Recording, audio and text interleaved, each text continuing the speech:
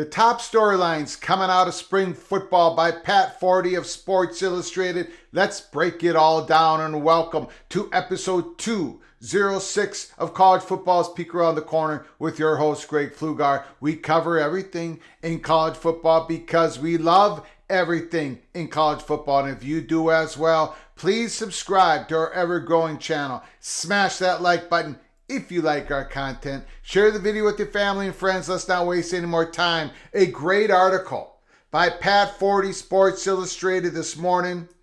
What are the top storylines coming out of spring football? You know, here at PATC, we love spring football. We carried multiple spring football games live in our watch parties, breaking it all down. Deion Sanders headlines the top 10 offseason storylines in college football. Again, according to Pat Forde, Coach Prime is pushing the envelope in Colorado. Nick Saban's championship window could be closing. Notre Dame makes over its offense and more. With the latest window of entry into the transfer portal closing Sunday, college football is in the final stages of sorting out rosters during this dizzy spring. Now it's time to look at the storylines that will take over the headlines for the next few months until preseason camps begin. Here are the top 10.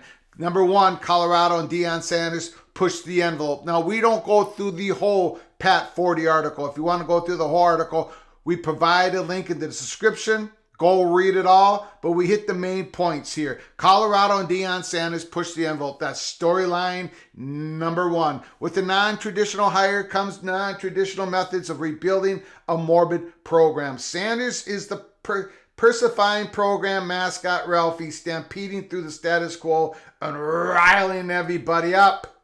Since being hired in December, Sanders has done almost nothing in a conventional manner, which has both captivated the public and irritated a segment of the college football establishment. Some people seem surprised that one of the brashest and cockiest players in the history of the sport is also a brash and cocky coach. Were they expecting that to change now that Coach Prime has a Power 5 job? That new cowboy hat sits atop the same old eagle. Sanders arrived in Boulder promising change, and boy has he delivered. The level of excitement surrounding the new era is off the charts for a laid-back Boulder, where the Buffaloes nearly packed 50,000-seat Folsom Field in a snowstorm for a spring game and delivered a robust TV audience. But the scale and the pace of play turnover altered the narrative last week.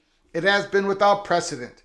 At least 46 players have transferred out of Colorado, half of them as of Tuesday this week, and most of that number were pushed out, according to The Athletic. Cutting players from the roster has been a dirty semi-secret in college sports for years, and it usually happens when a new coach arrives.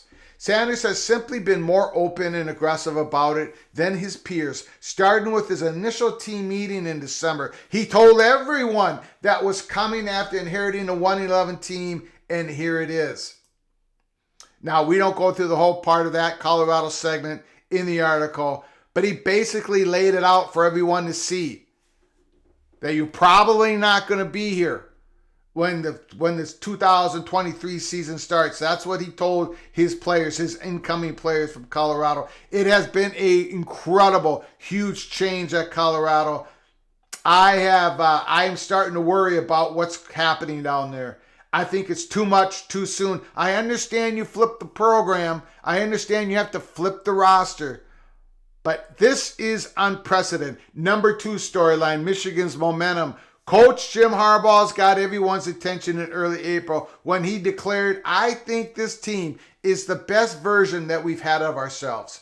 The phrase, "strike while the iron hot," is at the forefront of our minds. We want to keep the ground that we have. Plus, we want to take some more ground.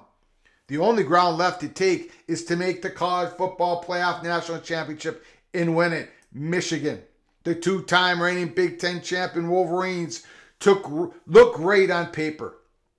They have the nation's best running back tandem in Blake Corum and Donovan Edwards, an experienced and talented quarterback in J.J. McCarthy, a veteran offensive line and receiving core. Their top 5 tacklers returning on defense, and a rising star in sophomore cornerback in Will Johnson. They also have a low-stress schedule until November. The Michigan Wolverines are stacked, and they have the schedule where they can make another run into the college football playoffs. Storyline number 2, Michigan. Storyline number 3 is Alabama championship window closing.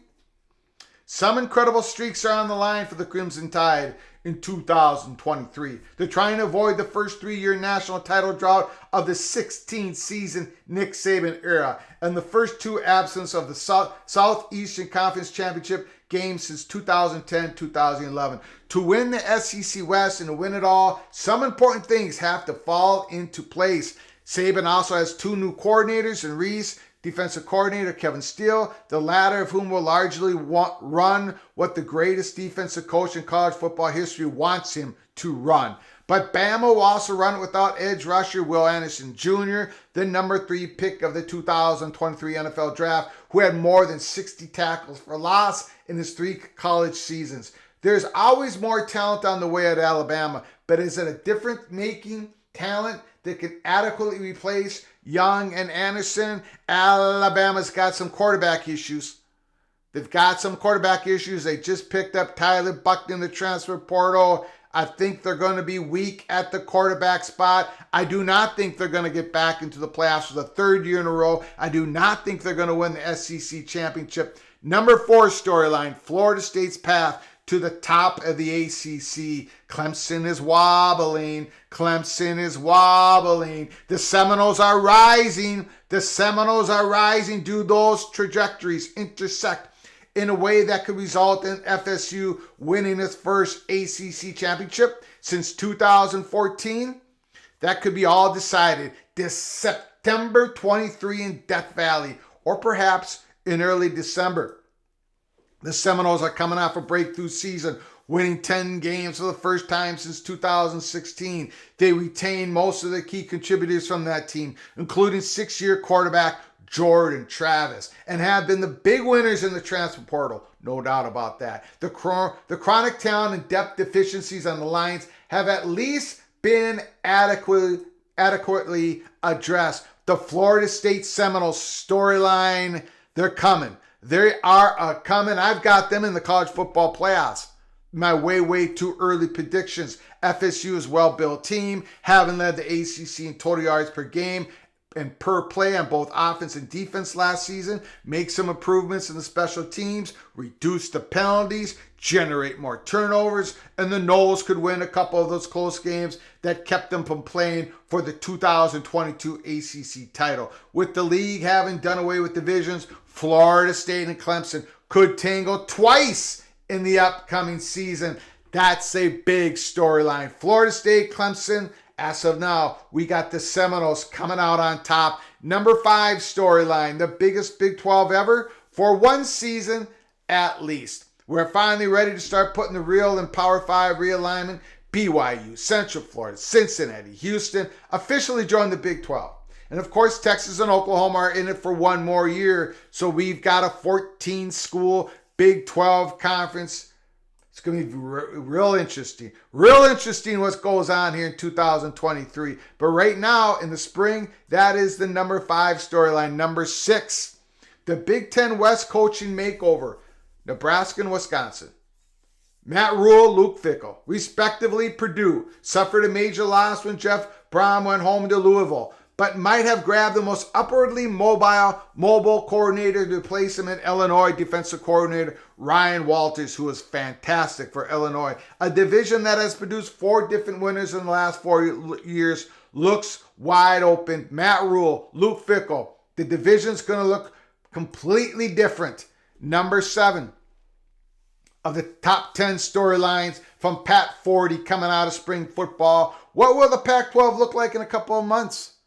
The media rights vigil continues as Commissioner George Kliavkoff seeks to finalize an all-important deal that keeps the conference together while attracting new members. Hopefully, the length of the deal, financial terms, and mix of the media partners will be heavily scrutinized as vital signs of the league's overall health. How deep will the Pac-12 dive into the realm of streaming?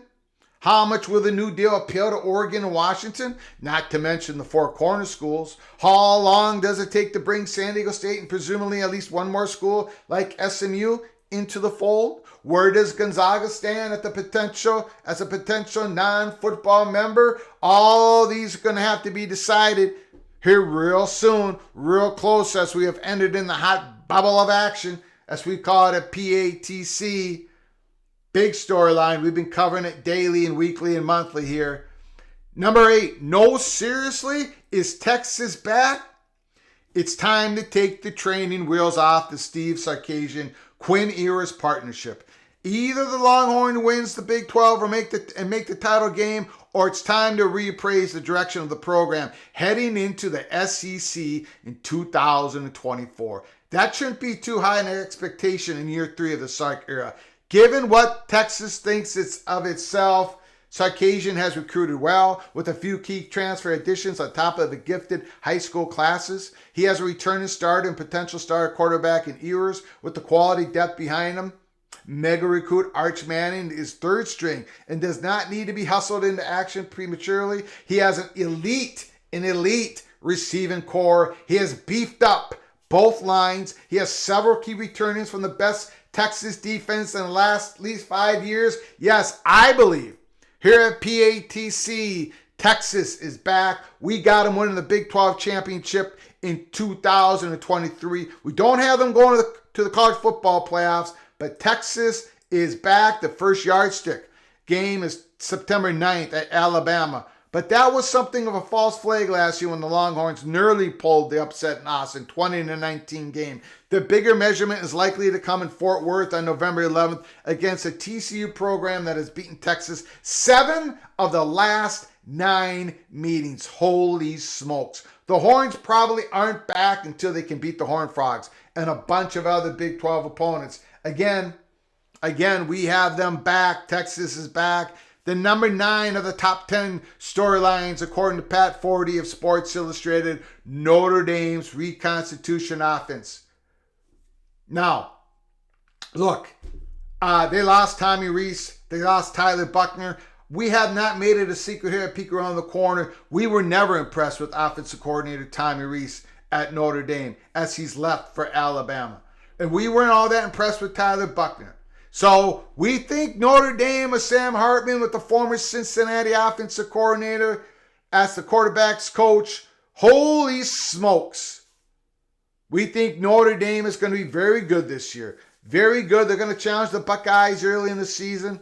We like the Notre Dame's reconstituted offense. No question about it. And number 10, Georgia. Of course, it's Georgia. Georgia tries to make history since the Associated Press started naming college football national champions in 1936. Nobody has ever won 3 in a row. Many repeats, 0 3-peats. The Bulldogs figure to have a legitimate chance to be the first, the 2-time defending, reigning, undisputed national champions, the Georgia Bulldogs. Can they make it 3 in a row? They've lost their quarterback. They lost their offensive coordinator. We've got the Georgia Bulldogs winning the SEC as of right now. We've got them in the playoffs as of right now here at Peek Around the Corner. So we think there's a chance for the first 3-peat in many, well, it would be an absolute historic success if the Bulldogs can pull this off. Georgia, big storyline coming out of spring football. Notre Dame's new offense. Texas is back. Put down your comments in the comment section. Tell me how wrong I am about me saying Texas is back. Deion Sanders, I think it's too much too soon when it comes to flipping that roster. Holy smokes, you got to have a roster going into 2023. We don't think there's enough players in the portal to really improve your team. We'll see what happens there. A lot of storylines coming out of spring football. Big Ten West is completely changed with Matt Rule and Luke Fickell coming on in, but they still have to beat the Hawkeyes. And Nebraska has to figure out how to beat my beloved Minnesota Golden Gophers. Tell me what your storylines is. If Pat Forde did not cover it, tell me the storyline that you're looking at coming out of spring football as we march towards August Camp Let's go. Hang with us. Stick with us here at Peek Around the Corner because we cover it all in college football. Until next time, from all of us at PATC to all of you, please, you all take great care of each other. Thank you so very much.